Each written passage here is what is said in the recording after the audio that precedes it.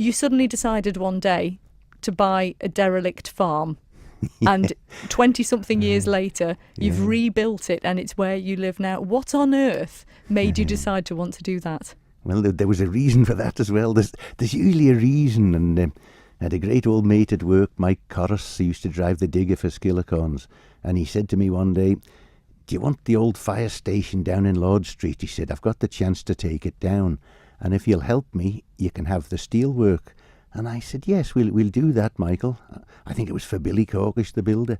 And we took it down and I stored the steel with a view to using it for my building business and a new workshop, you see. Well, I looked all over the place to put this shed up and couldn't find anywhere. And one day I was working up at Ballakissack for Chris Kenyock and the Kenyock family, and I looked over the wall and I could see a derelict farm, and eventually I got to buy it just to put the shed up. That was all it started with.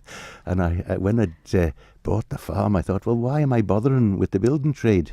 So I packed up the building trade, and I kept, the digger was brand new at the time, and a digger and a lorry, and I drove them all day, every day for my business, and got enough money out of that to gradually rebuild the farm a bit at a time.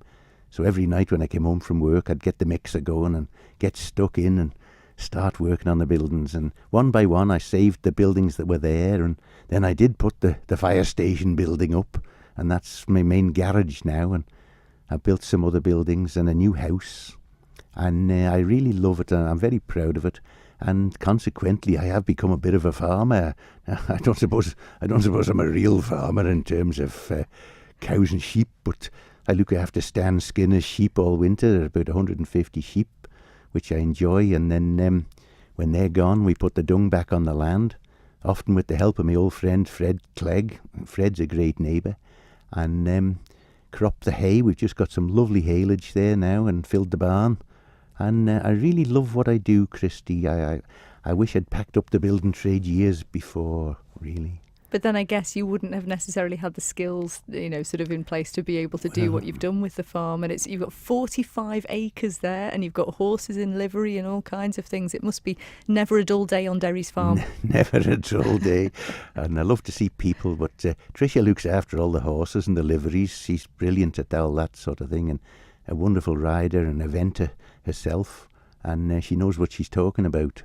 And that's, I've always thought in life, it's no good doing something if you don't do it right. And you've got to do it right. You've got to know what you're talking about. So I've never really got into the cattle and stuff because, I wouldn't know what I was doing, to be quite honest. But I'm having a fair go at the old horse ranch. And I'd like to thank everybody that helps me with it. And, the boys rally round for the hay and that sort of thing. Wonderful times, wonderful times. It just seems like, just talking to you over the course of this last hour or so, and obviously we could talk for hours, but unfortunately we've pretty much run out of time. We need to hear a bit of your last song. But it seems like you've really hit on something, Derry, in that you've really sort of worked out what it is that makes it a good and happy life. What sort of advice would you give to someone who's just thinking, I don't really know how to do this thing called life?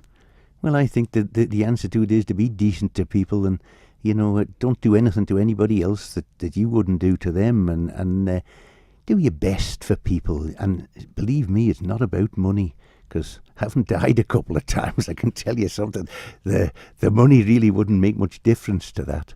And contentment is the spice of life. Absolutely, contentment. Enough is enough, and enough's all you need. You don't need to be a millionaire and be mean with it.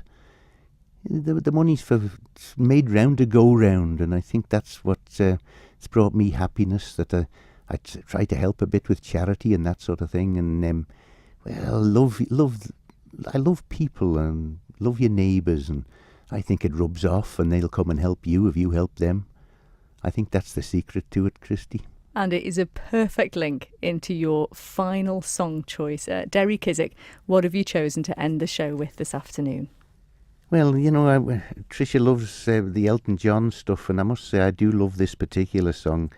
It's very special to me. It says, "Can you feel the love tonight?"